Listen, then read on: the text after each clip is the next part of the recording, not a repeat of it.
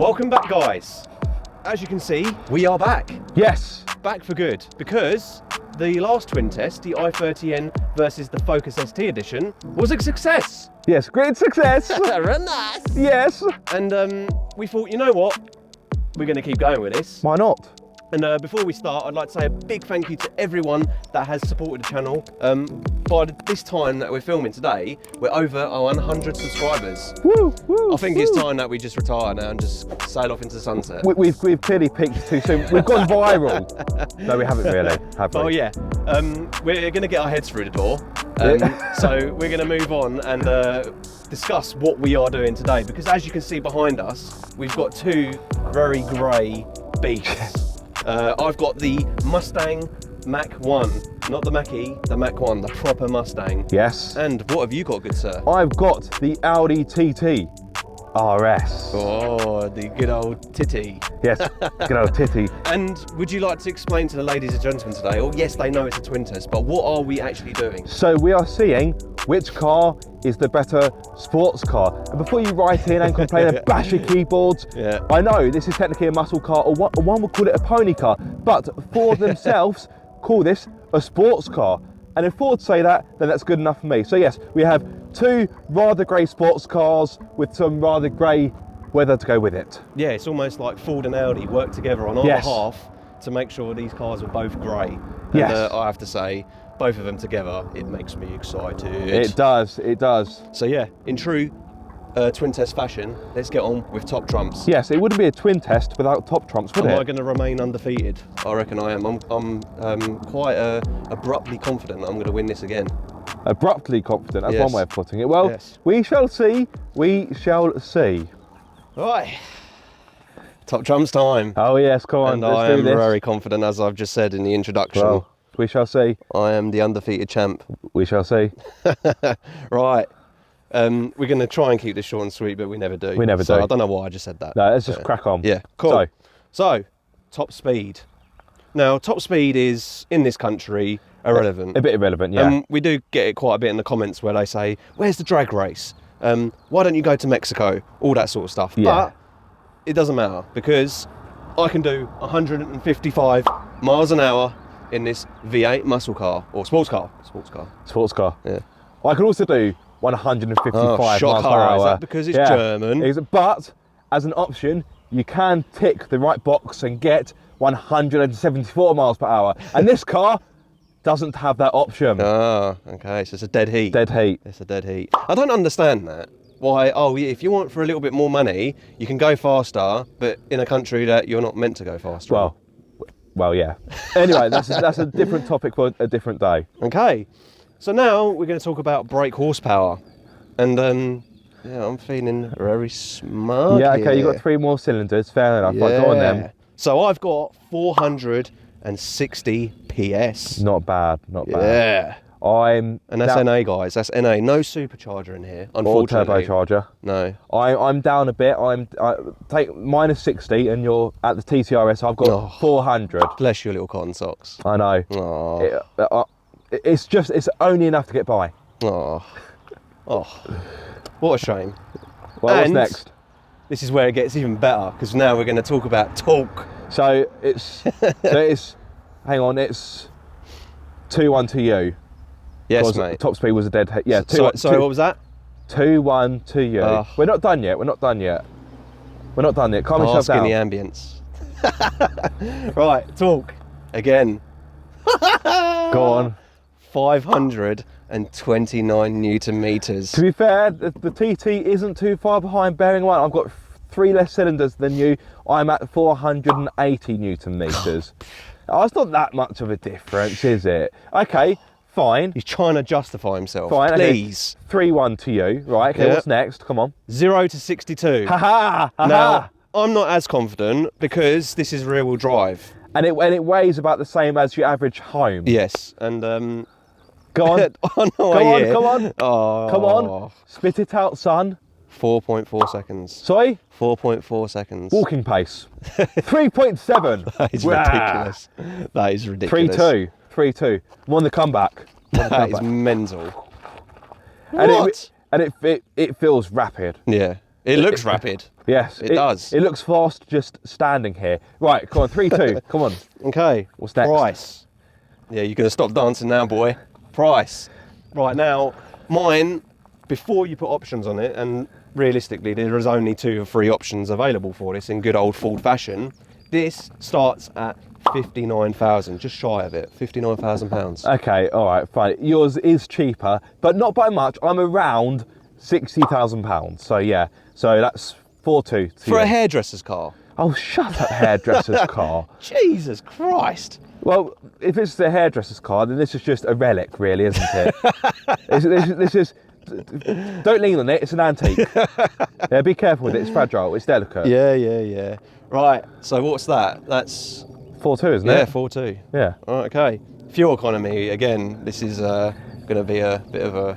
See, one would argue this is pointless, but I've added this in specifically so I can hopefully get a point back. Yeah. So He's trying to claw back. On a combined run, I'm 31.7 miles to the gallon. That's pretty good. Pretty good. Not bad for 5 cylinders. Go on. What's yours? About 5? No, mate. It's 24, which is actually pretty good. This will never do 24. No, it doesn't. No. Fun fact: I've been probably doing about 15 miles to the gallon. There you go. Yeah. Which people will even argue, going, "That's actually pretty good." But I just laugh at that. It's funny. So that's 4-3. Yeah. To you still. And we've got the last one. Oh, okay. Oh no! This is going to be a dead heat. Oh. Okay, what is the weight? Weight. Okay. No. Right. This may as well just be a boat. Yeah. Right. So my weight is not my weight. I am a big boy at the minute, but not as big as this thing.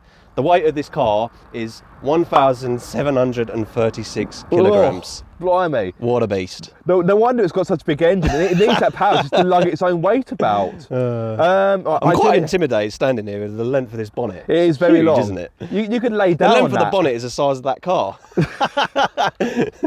So I do need to consult to the spec sheet for the weight. If you're in the comments now saying, "What do you want to know what I weigh?" You're going to have to guess because I'm never going to tell you that. I don't think people want to know what you weigh.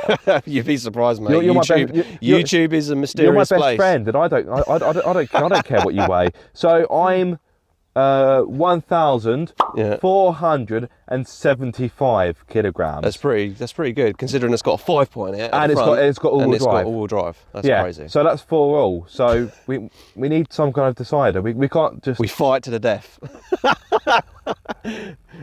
We need something. I know what. Go on. We said we wasn't going to do it, but we're going to do boot just to be boring and kill this completely. Let's do boot space because we need some form of tiebreaker. Yes, we do. Because there's no point having a competition to see who can squeeze into the back of these things because again that's going to be a dead heat because they're both ridiculous. Now, unfortunately, I think I know the outcome. Right, my boot space is a rather measly 305 litres. And mine is 408. There we go.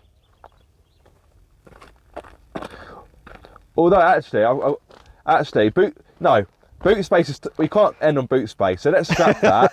You're going to win either way. So calm yourself down. Okay. I think number of cylinders. That's more exciting, isn't it? And obviously yours is 8 cylinders and mine's 5. So you still win. That's 5-4 to you. But I think he's been so nice to me today. He's making me win twice. Let's end on a performance-based fact as opposed to practicality, which frankly is boring. Right.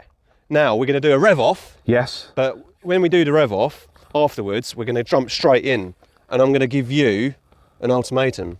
Well, you've got no choice really, because I'm going to give you the keys to the Mustang. Oh. And you're going to give me the keys to the TT RS. No, I'm not. Because we are going to make this even harder. Things differently. Yeah, exactly.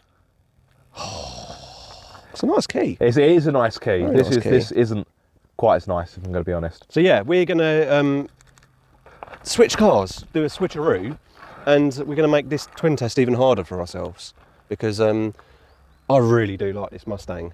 But yeah, Aaron's got to try and persuade me that the TT RS is better, and I've got to try and persuade him that no, the Mustang is the one to go for, even though it is 11 grand over a standard GT version.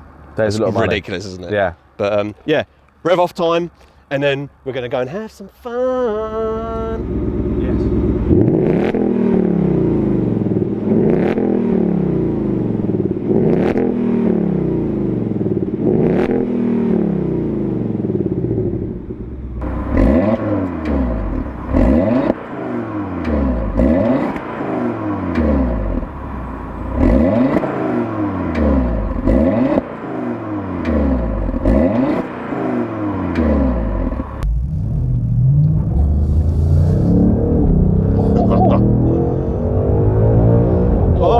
Oh, scary in the passenger seat. Oh. That is pretty quick. Now, I've spent pretty much a week in the TT RS. Yeah, so it must feel so alien being in this. It definitely feels like a bigger car, but it is. So that's a bit of a You may even silly thing to go, say. is this meant to be a sports car in comparison to a TT RS? Now, from the get-go, these seats are very nice. Yes. They are very comfortable, very squidgy. But they don't hold you in as... Through that corner, Yeah. I almost fell out of my seat. You was almost in my lap. Well, yes. You would have liked that, wouldn't you? Giggity. Oh. Now, it sounds a lot better, but it would do. It's a V8. Yeah. But already, this feels like a much bigger car, a much heavier car. How do you find the throttle response, it being NA? It's Well, quite responsive, isn't it? It is more responsive. Although, the gearbox. Yes, now, this hasn't got the 6-speed manual. Yes. This has got the 10-speed, yes, 10. 10-speed automatic, and I'm in gear 5 at the moment, 5th gear, but I've got like 9 other gears to play with. Look, Yeah. I'm in gear 9, I'm in 9th. I'm in 9th, that sounds so alien. It is crazy, isn't it? It is crazy. Right, let's see how the paddles perform. Yeah, it's in a mind of its own, mate, isn't it? When you put your foot down, it's ridiculous. To be fair, that gearbox isn't too bad when you take over with the paddles. when you're continuously pushing, it isn't actually that bad. It's when you call for it and when you want to find a gear, it sort of goes, oh, I'm awake now. I'm a gearbox.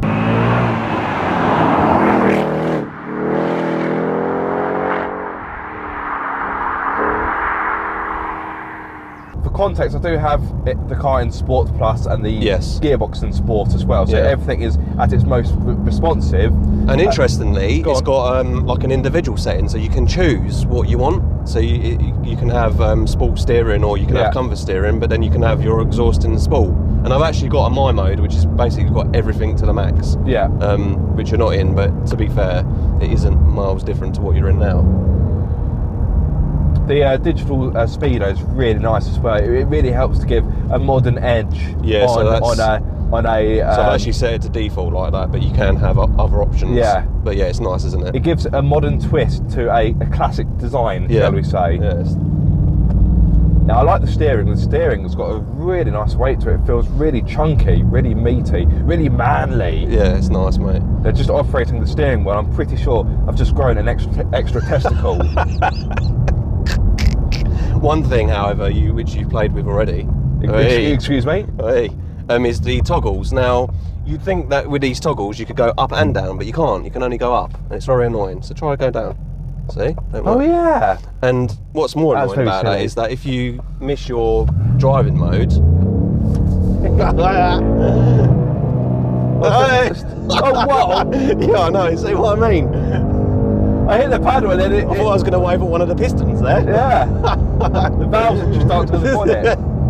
Now I thought, do you know how sometimes in some cars you take over on the paddles, but if you leave them alone for a bit, the car goes back into. It does. It generally does. No, that was still in manual mode. Oh right, okay. That's why I put my foot down. Thought, okay, here we go. So if you leave it hanging in fourth, like don't touch anything, it should change. Well, in theory, it's happened with me. It hasn't. It's left itself in manual mode, which I like because. Oh, maybe because you've got the gearbox in the sport mode. Yeah. Because some autos or semi-autos, you take over with using the paddles. Then a few seconds later, if you haven't changed the gear, it will just go back to doing it itself. But let's just put it back into its. Yeah, if you put it into D. Right. Oh, there we go. Oh, it's ridiculous. It does it with no effort. It goes without saying. This is, of course, a bigger, heavier car. I've said it a few times now. But to be fair, credit where credit's due. Given the size and the weight, it is capable in the corners. A little bit of body roll. And yes, I would like to have more supportive seats. I'm surprised Ford UK didn't spec this with the Recaros. Yeah, considering that this has pretty much got every optional extra on it. I know there's only 2 or 3, but yes, it's surprising. But those seats are £1,900. That's a lot of money. I may be wrong, but I know for a fact you can't have the ventilated function with the seats because these seats have got that. But I don't think you can have the heated function either. No, I said that in my full review. Yeah. I don't know whether it does because I haven't had experience with even a standard GT, which is annoying because I would have liked to have a comparison from that to this. But yeah, you got to bear in mind that this has got a lot of stuff from the Shelby GT350 over in the States. Yeah. And I can feel a big difference from when you turn in. Yes, okay, it's still a big car, but it surprisingly goes around corners very well. The thing is, it's all too easy to mock the Mustang for being rubbish in the corners, but like people would laugh actually to think that Ford say this is a purpose-built track car, which you'd sort of laugh at because you look at it and go, I would, in all honesty. Yeah, but you'd probably be very surprised how it can handle around a circuit. Yeah, around here it's not bad. I wouldn't go so far to call it sharp. It's not bad, but it's not exactly razor sharp. No, definitely not. And that's where we sort of now we're in the realm of we've got a TT RS to test. Whereas yesterday when I was doing my full review, I couldn't base it on anything apart from this car and just talk about this car. Whereas now we've got a TT RS and I will be driving it. Yeah. How it depending on how we edit it. Whether we're doing this first, aren't we? So I'll be experiencing the TT RS afterwards. As much as Ford claims this is a sports car, and we are pretty much continuing that claim in our video through our narrative. This. When all is said and done, is this a sports car? It isn't really. For the purpose of this video, we are calling it we are calling it a sports car because that's what Ford call it. But I think it's almost they've called it a sports car because the way it's priced is now in the territory of very strong competition that all arguably are sports car like TT RS, M2, even the Alpine. Yeah, I'd argue the Alpine is in a league of its own because of the way how light the thing is, the way it does things. Yeah. But yeah, it's in a strong market nevertheless. Now, of course, with this car, unlike the TT, it's rear-wheel drive. I think you can do that. It's definitely scarier in a passenger seat. Scream if you want to go faster. Right, away we go. Yeah, the up changes aren't as sharp. No, as the TT RS. No, it's not. No, which of course you'll experience in a few moments. Yeah. But this car has got so much character to it. It's got the heritage, of course, because the Mustang's been around since the dawn of time. Yeah. Rumor has it that this was around before the dinosaurs. It's crazy to think that the last Mach 1 was over 5 decades ago. It's mad, isn't crazy, it? Yeah. But would have been when my dad was a wee lad. But we come back to what we said about this not being a sports car, and there's going to be. I already know that the TT RS as a car, in comparison, it will do everything probably a lot better than this. But you always come back to this being a Mustang, and everyone knows what this car is. Like, I mean, even when we was in Shell this morning, the guy asked, "Who's driving the Mustang?" Not who's driving the TT RS. And that just alone cements this as such a special car. Now, before we switch cars, there's one thing your car has. Yes. Well, I say your car, but there's one thing this car has that the TT RS hasn't. If I'm not mistaken, you've got adaptive suspension. Yes. So you can tailor it to. So let's put it into comfort, or let's see. It should be normal, which doesn't seem to be there. No, I can't see it. Oh, hang on. Is it because you're in drive? There we go. I don't think that would be. There you go. Normal. Yeah. And honestly, mate, for the weight of this thing, and yes, it's a little bit wallowy, the ride is so nice. It's good. It's still got a firm edge to it. Yeah, but it's still supple. It's still. Like, I could argue that you could put this into. I could argue slightly that you could actually put this into a Grand Tourer section, like using this as a long distance car. Like, I've done a few long distances in this, and mate, even my other half said this is lovely. I could fall asleep in this, and she doesn't fall asleep in any car. So that's actually a testament to how good this thing is. And I think these seats help as well because they are definitely more comfort orientated. than kind definitely. Track day orientation. Yeah, so I'll to argue speak. again. Yeah, it's not got much bolstering, so you do sort of move around. Don't get me wrong, the bolsters are supple, they're really soft, which is great, but they're not. I thought they would be more supportive than they are, because the bolsters are quite big, but they're not very rigid. Yeah, they're a bit floppy. Yeah, I know, 100%. But you can electrically adjust them. You can go back and forth electronically. Yes. Whereas the Audi, you can't. No, you have to use manual labour. Yeah. For the price of the thing, that's very disappointing. Well, yes. And I have to say, this particular spec is fantastic. So it's fantastic. So this is a fighter jet grey. Fighter jet grey, yes. It's got the black and orange accents. Oh yes. Jesus Christ. It feels quite. That's a corner. The brakes perform well. It does grip well, doesn't it? When it's Pilot Sport 4Ss. The brakes perform well. Of course, brakes are very good. Of course, you've got a diff to help you as well, which is It does feel quite wide down these roads. I love the weight of the steering, and also it's nice, isn't it? Considering we've driven a lot of Ford cars recently, and I've criticised the steering probably a little bit too much, but in this, it's very impressive. Yeah. And of course, again, Ford have tweaked the EPAS system because it is electronically assisted instead of mechanical. And again, they've taken inspiration from the GT350 in that department. And I have to say, very impressed. It's a lovely, lovely feel. And actual steering wheel, it just feels really nice in the hand. Yeah, it's nice in your hand. Yeah. The actual the rim, it's got a nice girth to it. Yeah, way love a bit of girth, didn't you, mate? Oh. This isn't. And you say it's wide, but it doesn't feel as wide as it looks. It does feel quite wide down here. Well, luckily I'm not driving it then. Yeah. Yeah, but I've driven a few of these on the wrong side, and they have been very big cars to drive on the road. Yeah. But I feel doesn't feel as big as you think it does. Of course, it's miles bigger than the TT RS, but yes. So look at this bonnet, it goes on forever. Yeah, I know, it's huge, isn't it? You know, one end of the bonnet's got a different postcode to the other end. You know, if I wanted to It's a good thing whoever stuck that sticker on the bonnet had done a good job keeping it straight. Yeah, exactly. If you wanted to clean the bonnet, you'd have to get a mini cab from one end to the other. It's so vast. But this car's full of although it's NA and it's very linear in how it delivers its power, it still puts you back in the seat. Oh yeah. It's still very aggressive. Those brakes are very the very good. By the brakes way. are good, aren't they? Yeah. Oh. Keep going, mate. Stretch it out a bit more. Well, we got to go back in the car park in a minute. This is so addictive. Oh. Very scary. I feel like I need the toilet roll in the back of the car. Well, you're going to need a loan soon. All the petrol are burning. Jesus. I'll just tell you, your bank account manager just crying.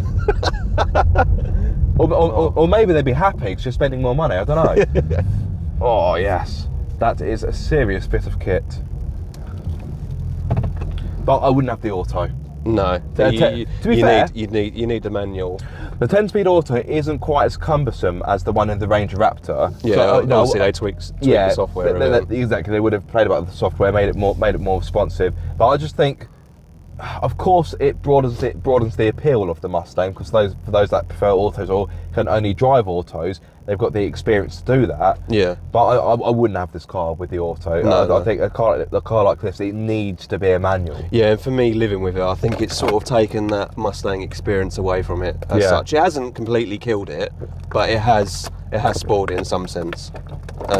Yeah, because obviously in this you don't get launch control, which you'd argue is a gimmick, and when are you ever going to need it unless you're on a drag strip 7 days a week? But in this you don't get it, and again with the manual you get rev matching and flat foot shifting, and that adds to the experience of the car already. Yeah. But obviously with it being an auto, you don't need the rev matching anyway. No, of course not. But the mechanical feel and what it gives back to you with like rev matching and stuff, like the exhaust noise and stuff.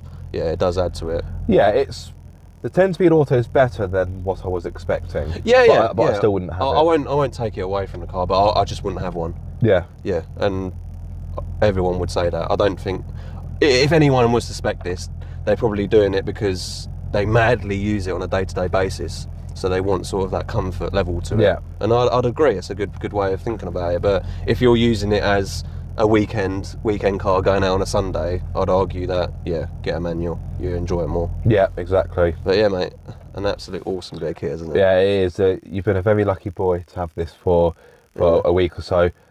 You're now a poor boy, but you are. Please, sir, Yeah. I can have some more. I think it's time we jump in the TT. Yes, Let's do that. Hopefully, I can frighten you as much as you frightened me. Well, I doubt it. Got Quattro. Don't forget. Yeah, true. Yeah. Now I'm going to drive it over its limit and probably end up in a hedge. Be like, oh my god, there's so much corner in here. There's so much grip. Oh, no, there's no grip. All right, TT time. TT. It's a bit raspy, isn't it? I'm really keen to see what you think of this. Because I've driven a Mustang before, albeit a long time ago. Do you know what? I've never driven an RS. There we go. Well, I've driven an R8, but So just mind that, because it. come over this side. Yeah.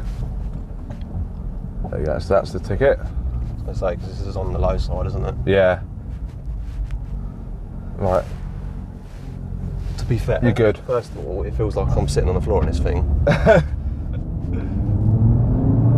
Whoa. Bit of lag at the start, isn't it? Well, that's the S-tronic, isn't it? Oh, Do you like it? I do miss a turbo. Oh, that's ridiculous. I'm actually gonna manually go. Oh, Jesus Christ! Oh yeah, I've got to change. Oh, Unfortunately, we're now stuck behind a Polo, but never mind. Jesus Christ! I can compose myself a little bit now. Wow. It's fast, isn't it? Like properly fast. That was quite like a kid on ADHD. It was just like everything was like happening like crazy fast. It's like, whoa, everything's coming at me Yeah. at 1,000,000 miles an hour. Wow, that's impressive. Yeah, like 3.7 seconds to 62. Yeah, it's, I can believe it, mate. Don't have to tell me that twice. Now, as I mentioned when we was in the Mustang, this car doesn't have the adaptive suspension. Audi calls it the magnetic ride, whereas Ford call it the Magnatec? No, they called it Magna Ride as well, I think, something like that. But yeah, but We'll correct it in the exactly. In the video. But in the TTRS, if I'm not mistaken, you can only have the magnetic ride in the Vorsprung, which is the range topping version. Okay. I've never understood that. Why they do two different models of an RS product? There's actually three. Is there? You got this, the Sport Edition, I think it's called, and the Vorsprung, which is obviously the Big Daddy. Engine sound, Sport, engine sound, Standard. Right, Yeah. Okay. I like how it says engine sound, but it's got a picture of an exhaust. Yeah. I don't understand that. So you have that mode on the Standard. Well, so you have that mode anyway, but this as an option has the RS Sport exhaust, which sounds great, but Yeah. of course this car's got a petrol particulate filter, so this isn't quite as snarly or as crackly as the TTRS Bold. Previous ones, yeah. I actually drove a TTRS all the way back in, I think it was 2016 or 2017. Yeah. And I've got a little bit of footage from that drive. Yeah. And yeah, you can definitely hear the exhaust is more aggressive. Yeah, it's a shame because these cars should have that exhaust character, especially with a 5-point up front. Yeah. You should get that like dramatic theatre from it. It still sounds good, but it hasn't quite got those old school rally vibes. It doesn't help as well when you've driven previous generations of it, which sound inherently better. Yeah. And then coming into this. Now, yes, this guy hasn't the ridiculous adaptive suspension. But what do you think of the ride? It's definitely firmer than a Mustang. Yeah, it is. Definitely firmer. But it's not too bad, is it? No, it's not. Not all at all. things Not at considered. all. Yeah. Again, I could quite happily long distance this car as much as coming down a B road like we're on now. Yeah. Yeah, it's very nice. And I obviously this is on a lot of lower profile tyre as well. So you're inherently going to get a bit of more of a firmer ride. Yeah. But no, I'm not going to complain. Definitely not. And I'd argue this is definitely more of a sports car than the Mustang. Yes, exactly. So when you say about ride quality, you're always going to sort of have to adopt a firmer ride from the get-go. Otherwise, it's not really a sports car if it's a wallowy mess. No, exactly. But the throttle is crazy. I'll correct myself about turbo lag earlier. That was, yeah, as you said, the gearbox, not the car itself. I've always found with the DSGs and S-Tronics, there's a little, you kick down on the throttle. There's Cooper S. That sounded quite raspy, great, didn't they?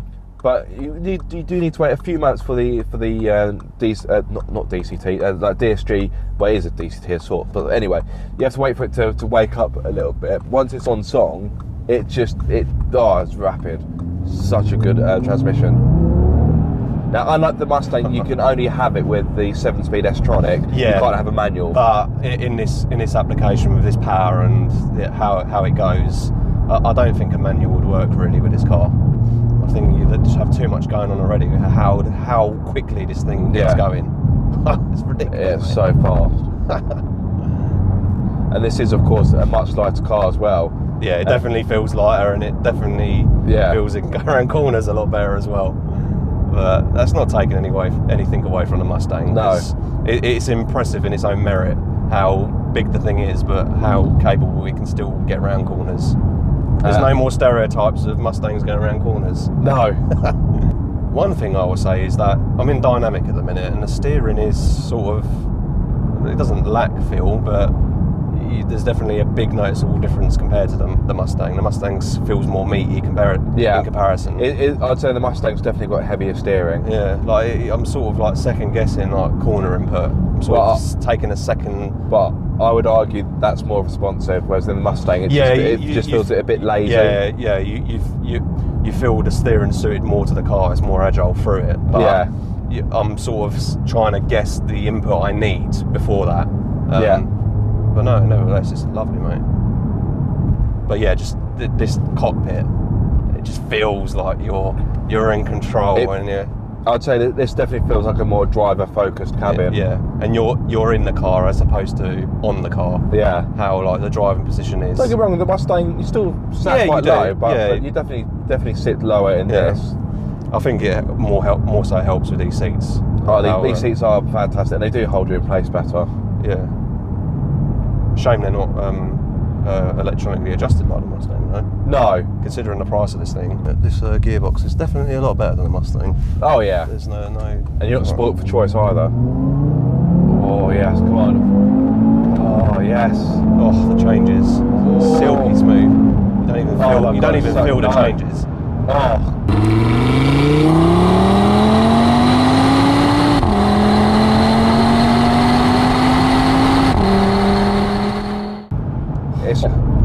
It's weird because the gearbox actually feels even more impressive as a passenger. Yeah. Because as a passenger, you're kind of waiting to feel the changes, but you don't. You feel them ever so slightly. It's just the surge of speed is constant. And yeah. But the S-Tronic is fantastic. It really is. It doesn't feel as aggressive as I thought it would be in terms of like putting you back in your seat constantly because of like the turbo and stuff. Yeah. It almost feels exactly like the Mustang. It feels like linear. Would you agree with that? It feels quite linear how it delivers the power. I'd say this feels a bit more immediate. But it would do. It's got a quicker 0 to 62 time. Yeah. But it's no complaint if feeling linear because it's just it's a lot nicer car to live with day to day. Well, the range in which you get the torque is actually quite wide. It is. You've got a very wide band for the torque. Yeah, obviously it peaks its power a lot earlier than the Mustang. The Mustang literally has to be revved out to 7,500 to get its peak power. Exactly. I can just imagine these mapped. These like tuned. I've seen like 800-900 horsepower ones. Yeah, it's like just crazy. They must be at a different level. And on a day-to-day basis, I said it on my social media yesterday. Do you really need an R8? Yes, I know it's got double the amount of cylinders, but it's also going to be like at least double the price. Yeah, and I've actually driven an R8, not recently. I drove it like a year ago, and only for a short time. And I've always been a little bit more towards these than the R8. I just think that they're packaged better in terms of like how they feel, corner better. Yes, okay, you've got the big V10 in the R8, and there's nothing else like it. That V10 is crazy. Yeah, having that sat behind you. Yeah, but I mean, there we go. Speaking of R8s, hey, there we go. Huh. How's that for a quick I do stint? love a first generation R8. Oh yeah, they do look good. They've aged brilliantly. They have. But yeah, no, we're both sensible, average people. So in terms of relatively sensible. so like we look at price as well as like how the car drives as such. And if you're going to compare this to an R8, this is bang for your buck, really, isn't it? Yeah. The thing is, on a day-to-day performance, are you really going to notice the extra go from the R8? Probably not. No. Not on public roads, at least. Obviously, on a racetrack, different kettle of fish. I get that. I don't know what the R8 0 to 60 is off the top of my head, but I'll be brave enough to say that this would be quicker around the circuit than an R8 as well. So that is a bold claim. Well, on a circuit that's got a lot of corners anyway. Yeah. If you're on a circuit with big straights, like Stetson or something. Yeah, exactly. Yeah, this would be impressive around the circuit. I'll tell you that. Yeah.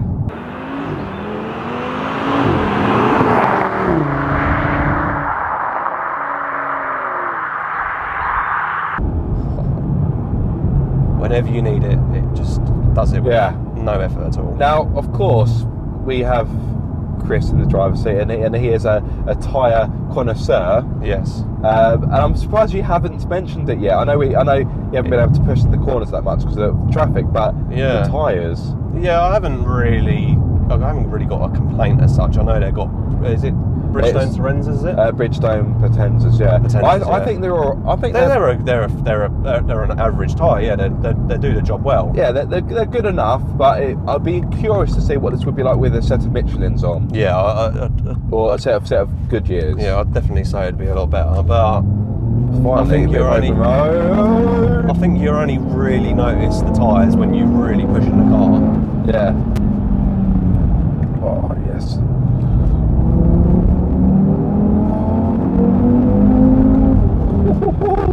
Jesus Christ, mate. It's rapid, isn't it? Yeah. And you've got so much more confidence. Because it's all-wheel drive and it's smaller, it's lighter, you can definitely hustle it down a B road with like you say, with more confidence. It literally, the weight, you can feel the weight so much. Like the fact, what is it, give or take weight-wise in comparison? So this is what, 1400 give or take, and it's close to 1500. Okay, so it's 5, 6, 7, 8. So it's about 400 kilos difference in comparison, and you can definitely feel it.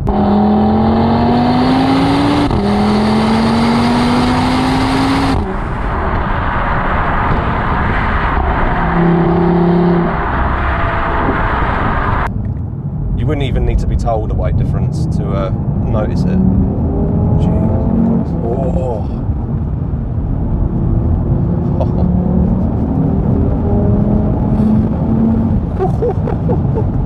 Wow.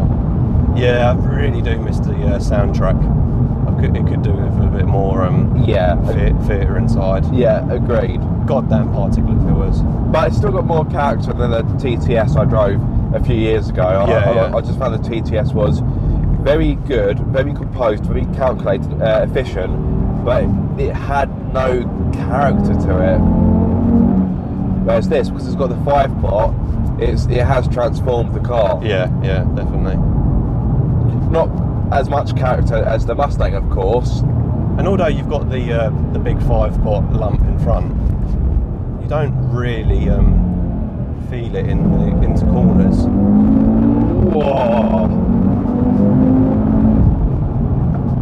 So you got a bit of push understeer through there, but I think that's more tyre than the weight on the front.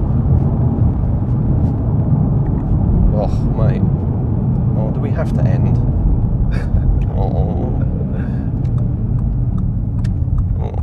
Don't like this car park. That's where it takes all the fun away. Yeah, it's a cracking bit of kit, mate. Yeah. Oh.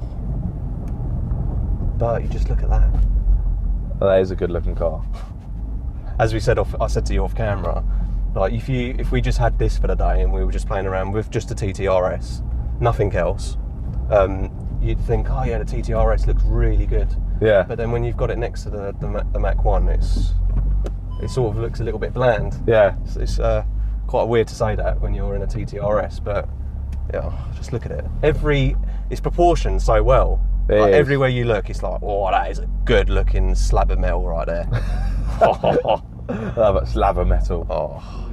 Now, from the surroundings, we're on our famous trusty log, the log of truth, the log of the conclusions.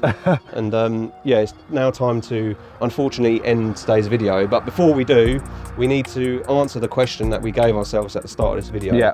What is the better sports car?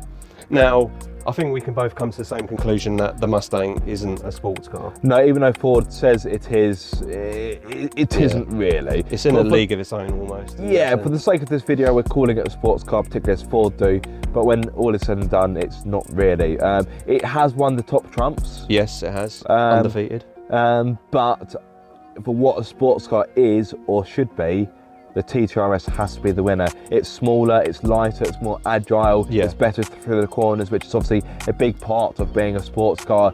And it goes like stink as well. It's crazy. Hasn't quite got the same character, or it doesn't quite give you that same sense of occasion as the Mustang. I think that's because it's got the filters and it hasn't got a V8 like the Mustang. Yeah. There is a few things to it, but let's face it, fast Audis by nature do come across a bit cold, soulless, a little bit emotionless. Which is not a complaint. No, it's just an observation.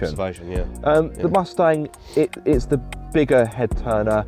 It does feel like more of an occasion, but for what a sports car is, I think it has to be. Like, I mean, just sitting here looking at the thing, mate, it's. Yeah, I must admit, I find myself looking at the Mustang more than I do the RS. Yeah. The RS is not a bad looking car. And if we change the question to say, what's the most head-turning car, what looks better, what grabs people's attention what's got more theatre? Yeah, I think we'd be swaying more to the Mustang. Oh, definitely. Than the TT RS. But yeah, I think we're both going to say, what's the best sports car?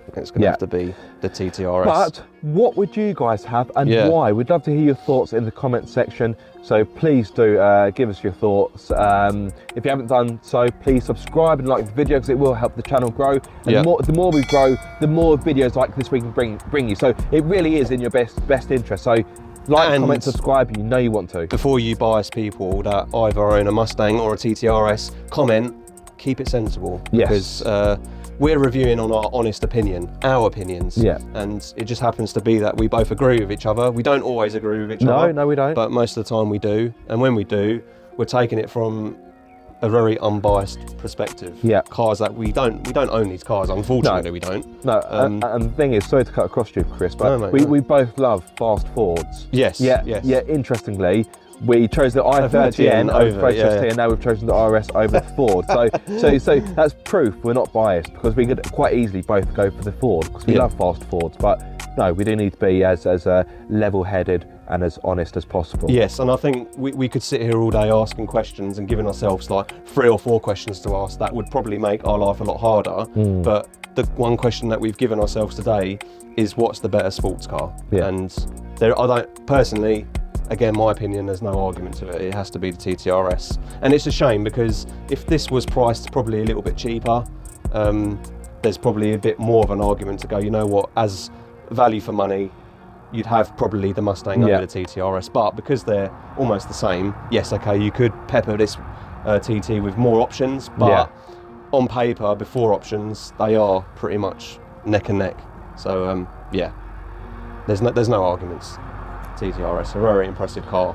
But so there we go, another conclusive result. Yes, yeah. Well, we're getting better at this, aren't we? We are. But all we need to do is just make our videos a bit shorter. Yes, that last one was a killer. That was a killer. But yeah, anyway guys, thank you so much for watching, again supporting the channel. Head over to, of course, my channel, Pocket Rockets, and this man's channel, Car Obsession, for even more content. Yes. But yeah, subscribe, do those good things. Yes. And until next time, we will see you all soon. Goodbye. Goodbye.